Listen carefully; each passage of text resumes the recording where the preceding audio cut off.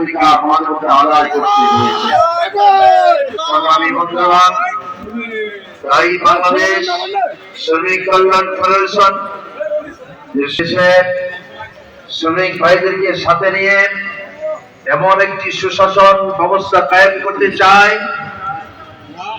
যাদের মাধ্যমে বাংলাদেশ একটি ইনসাফপূর্ণ শাসন কায়েম হবে, আর সেখানে শ্রমিক ভাইরা ন্যায্য অধিকার আদায় করতে সক্ষম হবে। ইসলামী শরীয়তে বলা হয়েছে মালিক এবং শ্রমিক তারা একে অপরের ভাই ভাই। রাসূল বলেছেন, তোমরা যা খাবে তোমাদের অধীনস্থ ভাইদেরকে তা খাওয়াবে, তোমরা যা করবে তোমাদের অধীনস্থদেরকে তা পরিধান করাবে। জনৈক একজন সাহাবী আল্লাহ হাবিবকে বললেন, ইয়া রাসূলুল্লাহ, আমরা একজন শ্রমিককে কতবার ক্ষমা করব? রাসূল কিছুক্ষণ চুপ থাকলেন।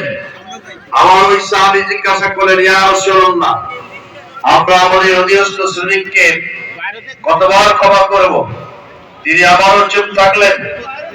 তৃতীয়বারে যখন জিজ্ঞাসা করা হলো, ইয়া রাসূলুল্লাহ, আমরা আমাদের অধীনস্থ শ্রমিকদের কতবার ক্ষমা করব? রাসূল করিম সাল্লাল্লাহু আলাইহি ওয়াসাল্লাম বলেছেন, সব জন্ম নিতে পারবে না।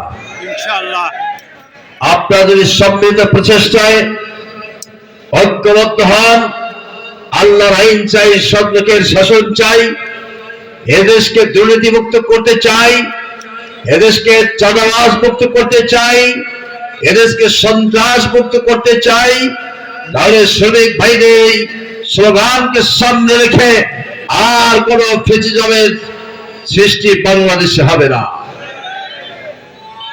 নানান প্রলোভন দিয়ে শ্রমিক ভাইদেরকে ঠকানো হয়েছে, আর আমরা ঠকতে চাই না।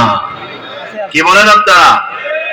সংগ্রামী বন্ধুগণ, বাংলাদেশ আজকে একটি ক্রান্তিকাল অতিক্রম করছে। অন্তর্বর্তীকালীন সরকারের মাত্র 14 মাস অতিবাহিত হচ্ছে। বাংলাদেশ জামাত ইসলামীর পক্ষ থেকে 5 দফা দাবি নিয়ে যখন আন্দোলন করছে, তখন এদেশের কিছু স্বার্থান্বেষী মহল এবং কিছু মহল বিশেষ রাজনৈতিক নেতৃবৃন্দ আমাদের দাবির সাথে একাত্মতা পোষণ না করে বরং উল্টো তারা এর বিরুদ্ধে অবস্থান নিয়েছে।